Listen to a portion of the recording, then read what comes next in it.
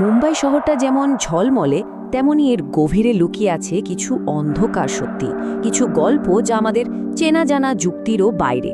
আজ আমরা সেরকমই এক সত্যিকারের ঘটনা নিয়ে কথা বলবো, যেখানে এক রাতের হতাশা এক ভয়ঙ্কর, অবিশ্বাস্য অভিজ্ঞতায় পাল্টে গিয়েছিল। আচ্ছা, একবার ভাবুন তো, আপনি রাস্তায় সব হারিয়ে ফেলেছেন, বাঁচার জন্য একটা আশ্রয় খুঁজে পেলেন, কিন্তু যদি সেই আশ্রয়টাই একটা ভূতের পাতা ফাঁদ হয়, কি করবেন তখন? পালানোরও কি কোনো রাস্তা থাকবে? তো চলুন গল্পটা শুরু করা যাক। এই গল্পের কেন্দ্রে আছে দুই ভাই বোন, অতুল আর নেতা। মুম্বাইয়ের বিশাল শহরে একদম একা, অনাথ দুই ভাই বোন। ভাবা যায়, মাত্র ১৩-১৪ বছর বয়স, আর তখনই বাবা মা দুজনেকেই হারালো ওরা। মাথার ওপর ছাদটা থাকলেও ঠিকমতো পথ দেখানোর মতো কেউ ছিল না, তাই একে অপরকে আঁকড়েই তাদের বড় হওয়া। পরিবারের একমাত্র রোজগারে ছিল নিতা, বাচ্চাদের পড়িয়ে কোনো মতে সংসার চালাতো।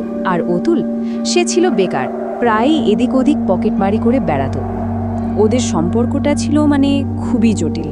একদিকে একজন আরেকজনকে ছাড়া কিচ্ছু বুঝতো না, এতটাই মায়া যে একজন একা হয়ে যাবে এই ভয় কেউই বিয়ে পর্যন্ত করেনি। আবার অন্যদিকে সারাক্ষণ চলতো তুমুল ঝগড়াঝাঁটি, মারামারি। ভালোবাসা আর ঘৃণা, এই দুটো দিয়েই যেন ওদের জীবনটা বাঁধা ছিল। কিন্তু এই অদ্ভুত ভারসাম্যটা আর বেশি দিন টিকল না। এক রাতে এমন একটা ঝড় উঠল, এমন একটা ঝগড়া হলো, যা তাদের জীবনটাকে ঠেলে দিল এক ভয়ঙ্কর অন্ধকারের দিকে। আর সেখান থেকেই আমাদের এই গল্পের আসল ভয়াবহতার শুরু। আর এই ঝড়ের কারণ ছিল তৃতীয় একজন, অতুলের প্রেমিকা। সেও ছিল অনাথ। প্রায় ১০ দিন ধরে সে ওদের সাথেই থাকছিল। ভাবুন একবার, ওই ছোট্ট একটা ঘরে তখন ৩ জন মানুষ, রোজগারের চাপ একা নিতার কাঁধে। টেনশন তো বাড়বেই, তাই না? পরিস্থিতি দিন দিন অসহ্য হয়ে উঠছিল। আর সেই রাতে যা হওয়ার ছিল তাই হলো। বচসা থেকে শুরু হলো তুমুল মারামারি, আর অতুল নিজের প্রেমিকার পক্ষ নিয়ে বোনের গায়ে হাত তুলে বসল। ব্যাস, নিতারও রাগের বাঁধ ভেঙে গেল। রাত তখন ২:৩০। ওই মাঝরাতে সে অতুল আর ওর প্রেমিকাকে বাড়ি থেকে বের করে দিল। এক মুহূর্তে ওরা দুজন রাস্তায়। মাঝরাত, পকেটে টাকা নেই, মাথায় ছাদ নেই। এই অবস্থায় ওরা কোথায় যাবে? হতাশ হয়ে ওরা এমন একটা জায়গায় আশ্রয় নিতে গেল, যেখানে ওদের জন্য অপেক্ষা করছিল এক অদ্ভুত আর ভয়ঙ্কর এক প্রস্তাব। কাছে যা সামান্য কিছু টাকা ছিল, তা দিয়ে একটা অটো ধরে ওরা সোজা চলে গেল মাহিম স্টেশনে। আসলে ওই সময়ে মুম্বাইয়ের মতো শহরে একটা স্টেশনই তো সবচেয়ে নিরাপদ জায়গা, তাই না? ওদের প্ল্যানটাও খুব সহজ ছিল, অন্য সবার মতো স্টেশনের কোনো বেঞ্চে রাতটা পার করে দেওয়া। ক্লান্তিতে ওরা যখন প্রায় ঝিমিয়ে পড়েছে, ঠিক তখনই এক ভদ্র মহিলা এসে ওদের জাগালেন। খুব সাধারণ দেখতে, কিন্তু তার কথায় কি যেন একটা ছিল। তিনি বললেন, আমারও তো কেউ নেই, চলো আমরা একে অপরের সাহারা হব। এই বলে তিনি ওদেরকে রাতটুকুর জন্য কাছেই তার বাড়িতে থাকার প্রস্তাব দিলেন।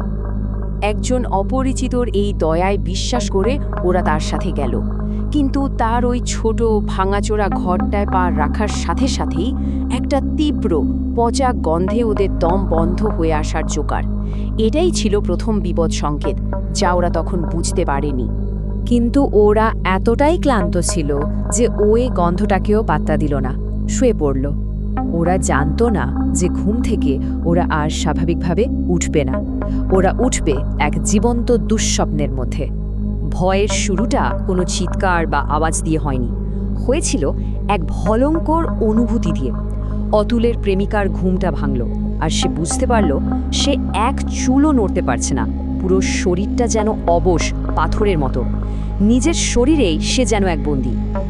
আর তখনই সে দেখল তার বুকের ওপর বসে আছে সেই মহিলা। কিন্তু এ তো সেই দয়ালু মহিলা নয়। এর চোখ দুটো গনগনে আগুনের মতো লাল, মুখ থেকে লালা পড়ছে, আর সে একটা হিংস্র পশুর মতো ভঙ্গি করে আছে। তার হাত দুটো ধীরে ধীরে মেয়েটার গলার দিকে এগিয়ে আসছে, ওকে শেষ করে দেওয়ার জন্য। দম প্রায় বন্ধ হয়ে এসেছে, বাঁচার আর কোনো উপায় নেই।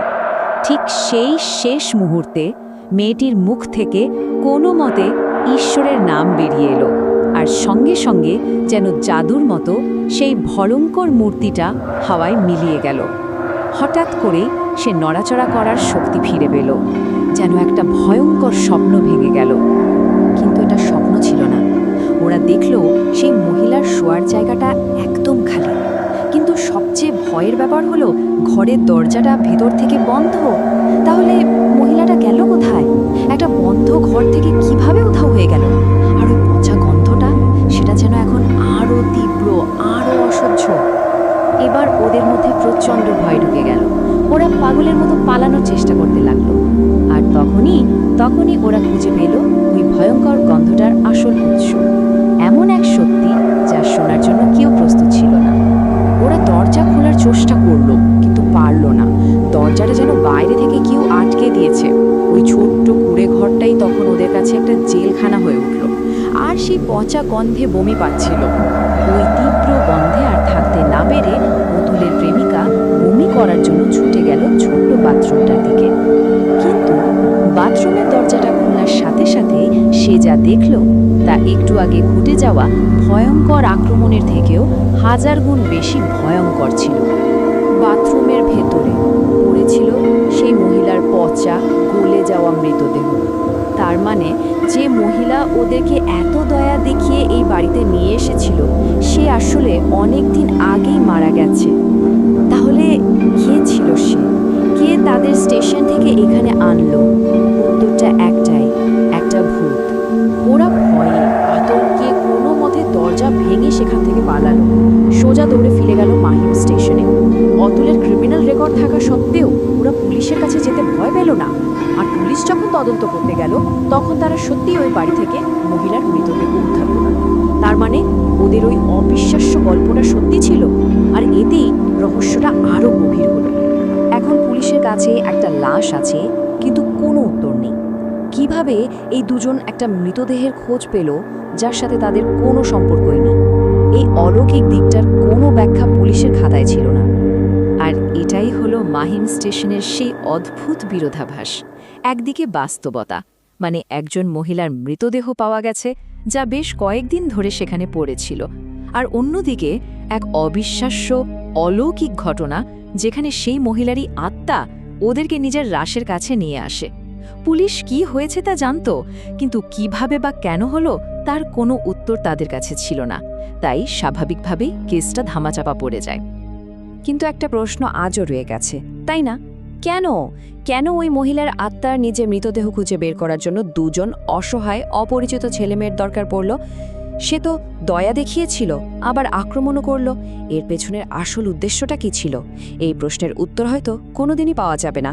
আর এটাই মাহিম স্টেশনের এই গল্পকে মুম্বাইয়ের সবচেয়ে রহস্যময় সত্যি ভূতের গল্পগুলোর একটা করে তুলেছে।